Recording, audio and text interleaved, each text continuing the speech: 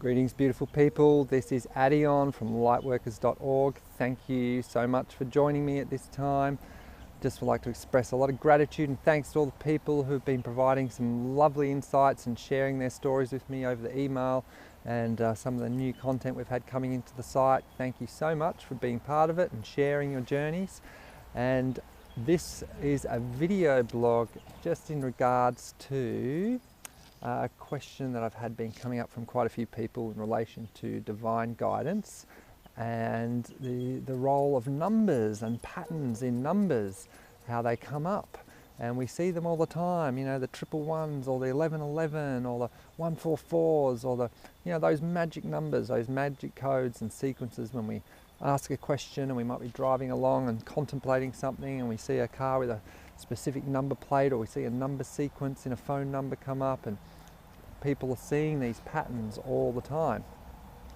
So patterns, what's in a pattern?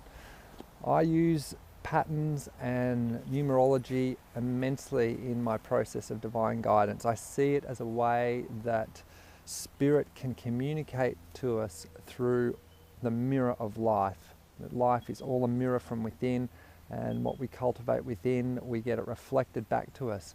And it all comes through in patterns and sequences. One of the key secrets of shamanism is to be able to recognize natural patterns. And when you can recognize a pattern, you can see the past and you can see the future of anything, because it's all a pattern. You know, life is a pattern. The universe is a pattern. Right here on your arm, through the sacred golden mean and the Fibonacci sequence, you know, you have a pattern of the solar system and the layout of the planets right there. I think it's something like a 0.0063 ratio out, you know, as far as a perfect mathematical model of the Fibonacci, the sacred mean, and the golden section. It's all laid out there. Put each of the planets on each knuckle and you'll have a map of the solar system.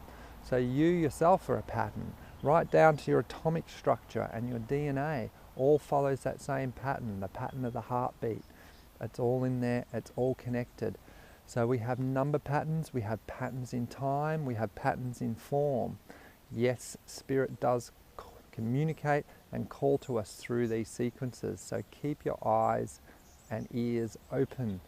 If you haven't already, create yourself a language around these numbers. You know, create meaning for them, so that when you see them, you can comprehend in your own language what those sequences mean, and spirit will come back to you with those patterns, following your own communication. This is what 111 means to me. This is what 222 means to me.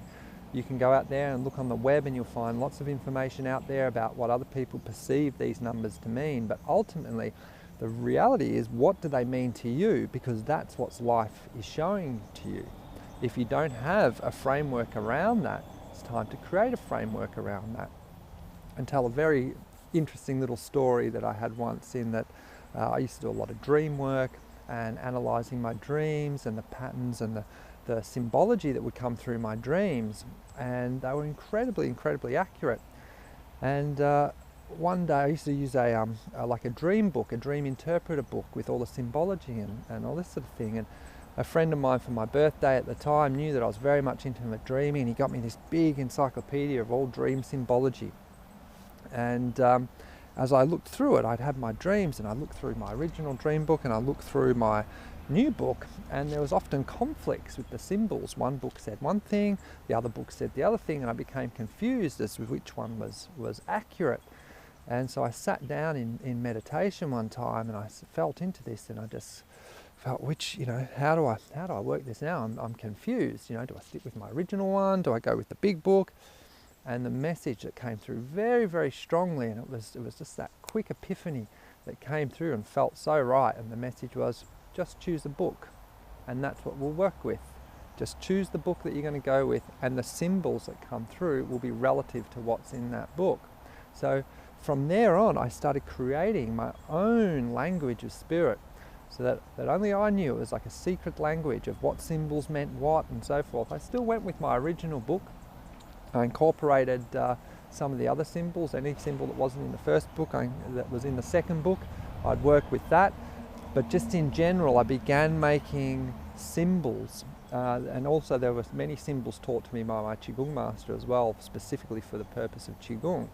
And he reiterated a similar thing, that these symbols have been created with this intent and this is what they mean, but you can create your own as you progress and evolve, particularly working in the astral realms or working with people in every day-to-day life. You know, you may have symbols flash through into your psyche, and to me, until you create those symbols with meaning to them and are consciously aware of them, it's then that spirit can start using them and start communicating with you on that deep, subtle level through the art of symbology, numbers and patterns.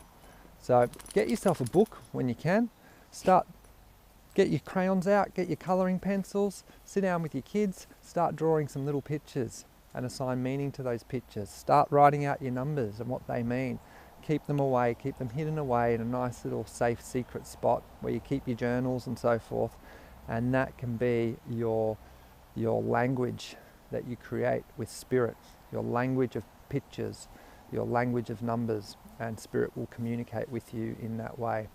Give it a go, let me know how you go, and really look forward to hearing all about it on future emails and comments and feedback and so forth. So until then, lots of love, namaste, this is Adi on out, keep shining.